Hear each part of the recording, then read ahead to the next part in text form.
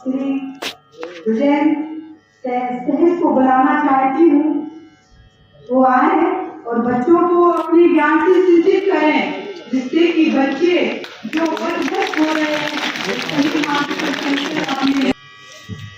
खुशबू देंगे तो वो फूल किसी मतलब का नहीं होगा। ऐसे फूल तो हो, ऐसा मुझे समझ आ रहा है। आपके पास शिष्टाचार नहीं है तो शिक्षा होने का कोई मतलब नहीं है। शिक्षा आपका व्यक्तिगत परिचय दे सकती है, लेकिन शिष्टाचार आपके परिवार का परिचय देता है। आप जिस तरीके से आपकी किताब में आया था, रास्ते में देख रहा हूं, सर है, प्राचार्य कर बैठे हैं, आपकी पूरी शिक्षाएं यहाँ है और आप इस तरीके से बिहेवियर कर रहे हैं।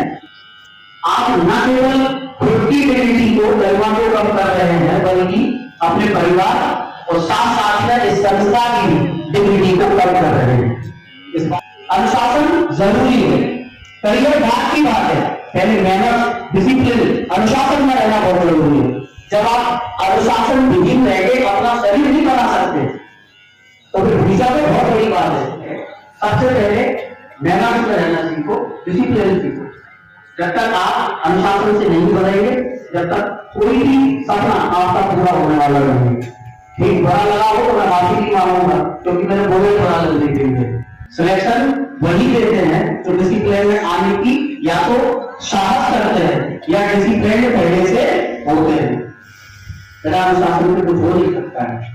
अगर आज नहीं है कल डिसिप्लिन को अपनाना पड़ेगा। आज नहीं अपनाओगे कल अपनाओ, कल नहीं अपनाओगे परसों अपनाओ। बिना डिसिप्लिन के कुछ होने वाला नहीं।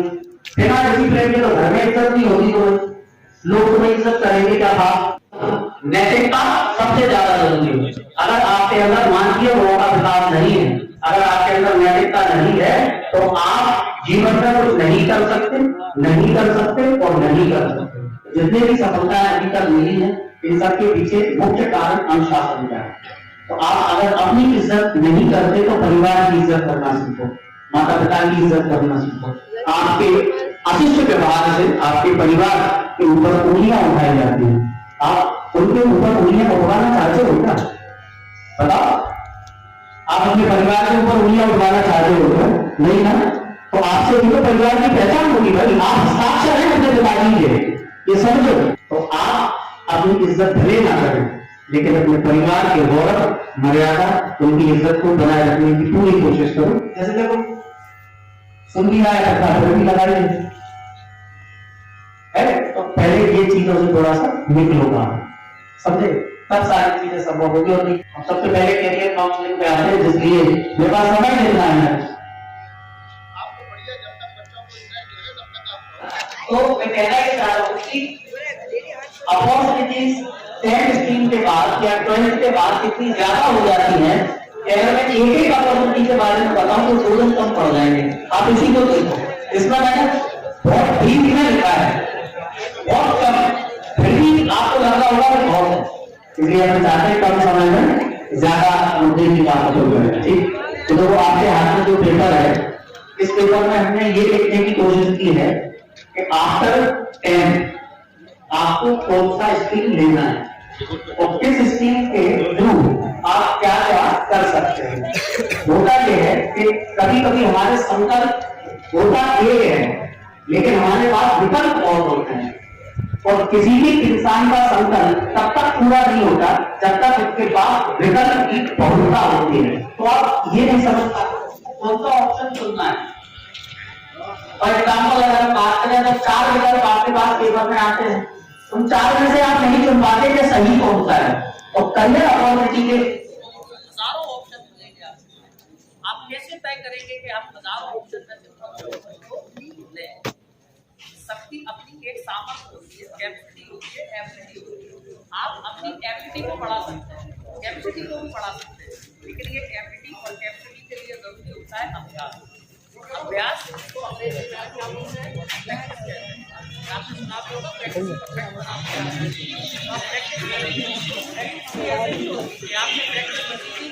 तरीके से आप करते हैं।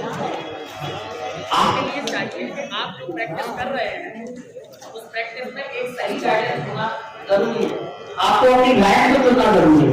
बहुत लोगों से आपने सुना होगा कि स्मार्ट वर्क करो, ये सुना है स्मार्ट वर्क करो, और स्मार्ट वर्क होता क्या है ये नहीं पता हमें। स्मार्ट वर्क का आपने 50 काम ढूंढिए और 50 काम आप 50 ही काम को स्मार्ट तरीके से करना चाहोगे, आपका कोई काम नहीं होगा। हमें पहले एक काम को करना है, तो क्या करने से ज्यादा इंपॉर्टेंट होता है प्रतियोगी परीक्षाओं में कि क्या नहीं करना है। अगर हमें ये पता है कि हमें क्या नहीं करना है, तो पक्का है कि हमें पता है कि हमें क्या करना है। जैसे अभी स्मार्ट वर्क इसलिए किया जा सकता है जो वाकई आपके लायक है।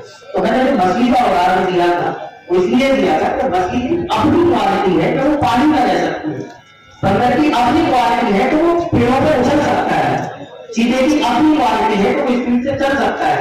हमें अपनी सामर्थ्य के अनुसार अपने विकल्पों को चुनना चाहिए। ऐसा नहीं कि जो IAS IPS बन जाओ उसमें UPSC क्रैक करनी है, मुझे भी बनना है, अच्छी बात है, आपको बिल्कुल बनना है। अब ये नहीं कहते कि आप नहीं बन पाएंगे, लेकिन आपकी स्थिति क्या है, आपका देश का वातावरण क्या है, आपके पास संसाधन क्या है, और मेन बात कि आपके अंदर इंटरेस्ट कितना है, आपके अंदर तत्परता कितनी है, ये बहुत जरूरी है। एक साइकोलॉजिस्ट है थॉर्नडाइक का कहना है कि ऊंट को तालाब पर जबरदस्ती ले जाया तो जा सकता है, लेकिन उसको पानी नहीं पिलाया जा सकता। पानी वो तभी पी सकता है जब वो अंदर से तत्पर होगा। ठीक वैसे ही आपको मार ठोक के स्कूल तक पहुंचाया तो जा सकता है, लेकिन आप पढ़ोगे तभी जब आपके भीतर तत्परता होगी। ये आपकी अंदर की ऊर्जा होती है। जो अभिप्रेरणा मोटिवेशन होता है ये भी दो तरीके का होता है, एक इनर मोटिवेशन और एक एक्सटर्नल मोटिवेशन। हम लोग एक्सटर्नल मोटिवेशन है, बाहर अभिप्रेरणा है, हमको देख के आपको 2-4 दिन आप चांद रहेंगे कि चलो हमें कुछ करना है, लेकिन ये ठीक वैसा ही है जैसे एक लकड़ी में आग लगा देने के बाद उसको पर्याप्त हवा देते रहना, और फिर जब हम लकड़ी को देखते हैं तो वो अष्टभाग बन जाती है। तो बाहर मोटिवेशन आपको चेता सकता है, लेकिन कब तक जलते रहना है ये आपकी अंदर की प्रेरणा आपको बताएगी। तो आपको पहले भीतर की प्रेरणा को समझना है, अंदर से प्रेरित होना है। गुब्बारा ऊपर इसलिए जाता है क्योंकि इसके भीतर गैस भरी होती है। कोयले के अंदर जो हीट होती है वो हीट कोयले के भीतर से निकलती है, बाहर से माचिस लगा के उसको ये बताया जाता है कि उसमें भी हीट है। जो गोबर का उबला या ठंडा होता है उसको भी आग लगा के ये बताया जाता है कि तेरे भीतर भी हीट है। तो कार्य का काम ये टीचर करते हैं, हम बाहर प्रेरणा का काम करते हैं। आप पहले अंदर से मोटिवेट होइए, अंदर से अपने लक्ष्य को निर्धारित करिए, अपने रास्ते को पहले डिसाइड करिए कि किस रास्ते पर हमको जाना है, फिर उस रास्ते पर स्मार्ट वर्क करिए, ये जरूरी है। ठीक है, कोई दिक्कत तो नहीं? और किसी का कोई सवाल हो तो बताओ। सही होगा। अच्छा मीडिया से एक बात हो, अभी जो वो लगता है ना, वो जो लगता है शादी का कार्ड, उसका क्या लिखा रहता है? सौभाग्यवती कांचना, नहीं सौभाग्य कांचनी लिखा होता है, और एक तरफ लिखा रहता है चिरंजीवी। वो समय दूर नहीं है कि अब सौभाग्य कांचनी बदलेगा, सौभाग्य कांचना आने वाला है। अब पूछो क्यों? इसीलिए क्योंकि ये कितनी संख्या में लड़कियां हैं, इन्होंने बड़े ध्यान से सुना है, और कितने संख्या में लड़के हैं। देखो एक तो अनुपात सफलता इनको मिलने वाली है, ज्यादातर जॉब लड़कियां पा रही है, इसका मतलब सौभाग्य कांचनी लिखने का किस्सा खत्म हो जाएगा, सौभाग्य कांचना हो जाएगा। तो तुम इंतजार करोगे तो कोई हमें आ रहा है जीवने अंकुरा होगी।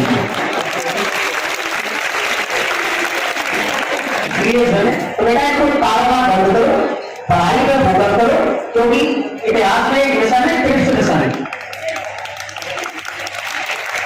क्रिप्स मिशन सुना है ना, जिसको ज्यादा जरूरत आता है कि पोस्ट डेटेड चेक है। तो ये जो तुम्हारी उम्र है ना 12 वाली, ये पोस्ट डेटेड चेक की है, ये भलाई नहीं जा सकती। अब तो सर्वभावनी से काम करेगा। तो आप अपना समय और दिमाग दोनों चीजें खराब ना करें, पढ़ाई पे ध्यान लगाएं, चिरायु करो, चिरायु बने रहो, सौभाग्य काम करना ना बनो, जैसी कोशिश करो। यहाँ ध्यान लगाने से बेहतर है पढ़ाई पर ध्यान, अपना भविष्य बनाओ। जब हम असफल होते हैं ना, असफल, तो हम दुनिया को आना चाहते हैं, हम असफल हैं, लोगों ने हमें छोड़ दिया, समाज हमें छोड़ के चला गया। अब आप अपने भीतर झांक के देखो कि जब आप असफल होते हैं तो जमाने से शिकायत मत करो, तुम खुद अपने साथ नहीं होते, तुम्हारा जो व्यक्तित्व है वो भी तुम्हें छोड़कर चला जाता है। तो जमाने से क्या शिकायत करना? ये बात तो मैं अभी समझ नहीं आई, जब आप बड़े हो जाएंगे, जब आप इस स्टेज पर पहुंच जाएंगे, तब तो मैं समझ आएगा, तब तुम अपने बच्चों से शायद ये कहोगे अगर हमें मार्गदर्शन मिल गया होगा तो आज हम ऐसा नहीं कर रहे होते। आप समझे कि आप दुनिया के सबसे खुशनसीब लोग हैं कि आपके पास आपकी माँ, शिक्षक सारे लोग आपके साथ हैं। माता पिता है, शिक्षक है। अभी आपको कोई भी बात कमजोर नहीं लगेगी, क्योंकि गांव में कहावत है ना कि बाप की कमाई को तलाक को सफर हो, जो कि तुम्हें बहुत अच्छा लगेगा। जब तुम्हारे पिताजी आज भी तुम्हें घर से बाहर निकाल देंगे, इस बात का मैं गारंटी ले सकता हूँ कि अगर पिताजी तुम्हें घर से बाहर निकाल दें तो तुम्हारे बदन पे कपड़े नहीं बचेंगे। दुनिया में केवल दो ही लोग ऐसे होते हैं, एक मम्मी पापा और एक शिक्षक, जिसकी छाती चौड़ी बच्चों से होती है, और अगर उसके बच्चे सब कुछ कर लेते हैं तो वो उसे अपनी जिंदगी की सबसे बड़ी पूंजी मानते हैं। लेकिन आपने तो ऐसा कुछ दिख ही ना, ये कार्यक्रम वो आपकी नजर में, लेकिन एक दृष्टिकोण में अवसर भी है। आप इसको कार्यक्रम के नजरिए से शायद देख रहे हैं, लेकिन ये कार्यक्रम नहीं है। यह जिसके पास लक्ष्य नहीं होता